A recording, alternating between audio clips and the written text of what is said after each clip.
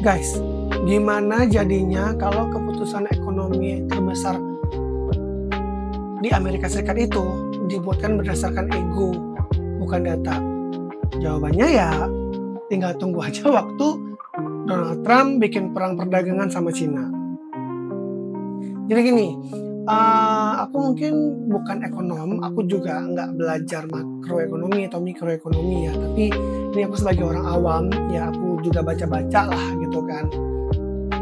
Gimana kalau kita flashback itu ke tahun 2018 ya, itu waktu Presiden Trump itu pertama kali jadi presiden ya, dia tuh mulai mainin tarif buat impor Cina, buat ngasih Cina tuh pelajaran, konon pelajaran gitu katanya ya. Nah katanya sih buat melindungi industri dalam negeri di Amerika Serikat, nurunin defisit ya, dan kemudian juga untuk membuat Cina lebih fair dalam berdagang. Hasilnya apa? Malah sebaliknya. Nah, Trump itu mulai naikin itu tarif barang dari Cina sampai dengan ratusan miliar dolar. Harapannya apa? Biar Cina tuh takut sama Amerika terus nyerah. Tapi kenyataannya Cina ngelawan dan balas dendam. Mereka juga naikin barang-barang AS yang diimpor ke Cina, terutama hasil pertaniannya guys. Jadi petani Amerika itu malah kena duluan. Terus yang bayar tarif itu siapa? Bukan Cina, tapi perusahaan-perusahaan dan konsumen Amerika sendiri.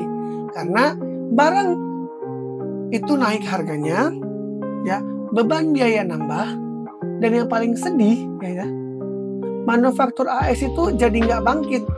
Bahkan banyak yang nahan ekspansi itu gara-gara situasi yang nggak pasti. Lagi-lagi seperti yang pernah aku bilang itu uncertainty situation ya. Itu jadi sekarang tuh mesti hati-hati banget lah atas ketidakpastian. Guys, terus kan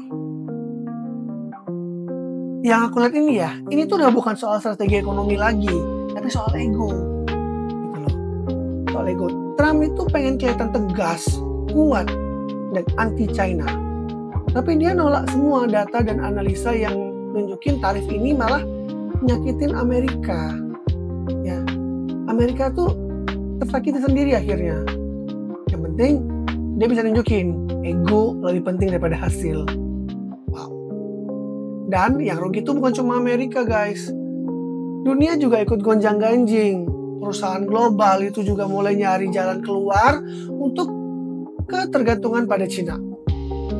Tapi yang dapat untung itu malah negara-negara lain kayak Vietnam, Meksiko, bahkan Bangladesh. Amerika yang nggak dapat banyak karena memang banyak barang-barang yang bagus-bagus dan juga nggak terlalu mahal itu kan dibuat di luar Amerika ya. Nah, jadi secara singkat apa nih pelajaran dari cerita ini?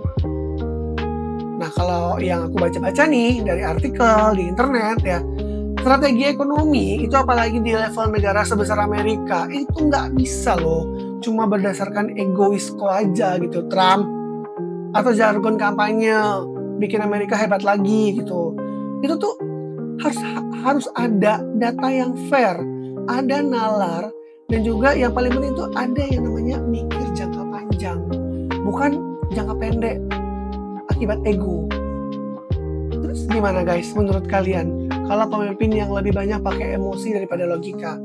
Siapa yang paling rugi? Coba komen di kolom komentar. Aku pengen tahu juga sih pendapat kalian.